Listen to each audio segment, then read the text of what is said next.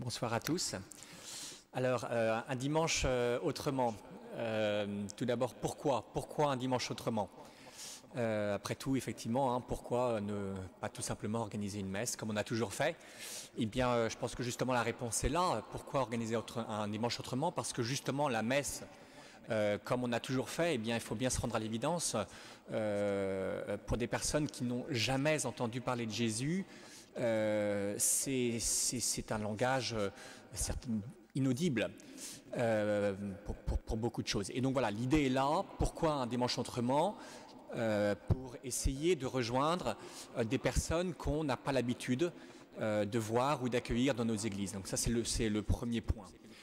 Et alors du coup, on a essayé de réfléchir à ce qu'on pourrait proposer justement à des personnes qui ne sont jamais rentrées ou qui n'ont pas l'habitude de rentrer dans une église.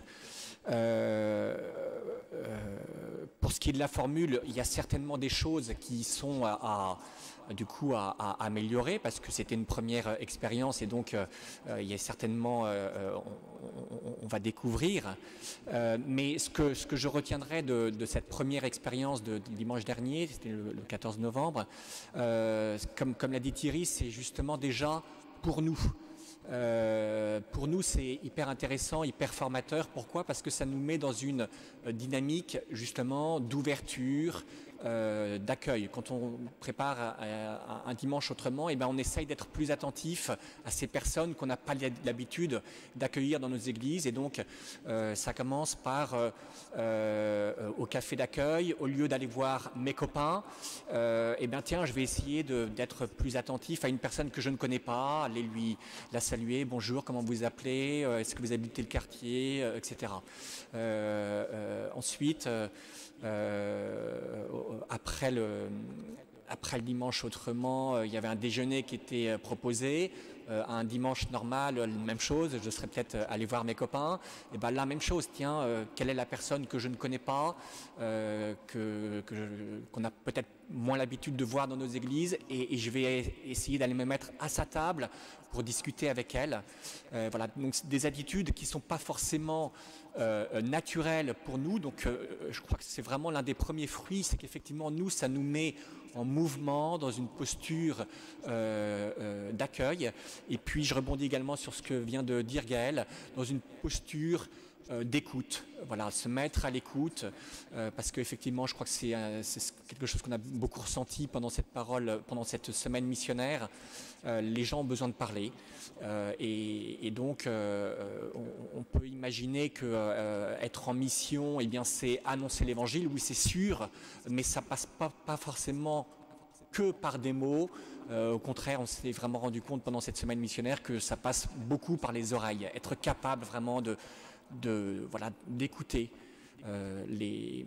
ces personnes qui ne connaissent pas Jésus. Voilà ce que je peux dire.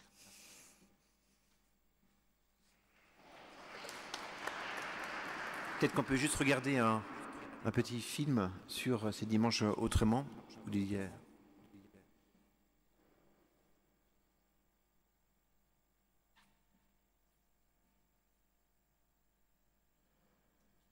Enfin, c'est pas vraiment un film, donc ça c'est la semaine missionnaire. Non, ça c'est dimanche autrement, c'était l'accueil. Ce qui est très très beau, c'est que beaucoup ont été saisis par l'accueil. Alors vous voyez, on n'était pas très nombreux, on était quoi, une centaine.